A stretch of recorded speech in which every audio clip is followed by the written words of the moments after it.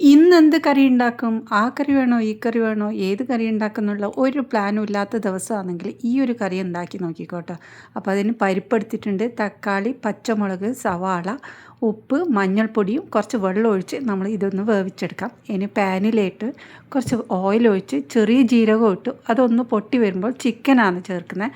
ഇതിലേക്ക് 1/2 ടീസ്പൂൺ മഞ്ഞൾപ്പൊടി, 2 ടീസ്പൂൺ മുളക് പൊടി, 1 ടീസ്പൂൺ ഇഞ്ചി വെളുത്തുള്ളി പേസ്റ്റ്, 1 ടീസ്പൂൺ മല്ലിപ്പൊടി എല്ലാം ചേർത്ത് നന്നായി ഇളക്കിയെടുത്തതിന് ശേഷം അടച്ച് വെച്ച് വേവിച്ചെടുക്കാം.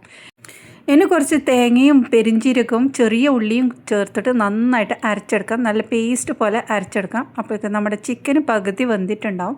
ഇതിലേക്ക് നമ്മൾ വേവിച്ച് വെച്ച പരിപ്പും കൂടി ചേർത്ത് നന്നായി ഇളക്കി ഇത് വേവിച്ചെടുക്കാം.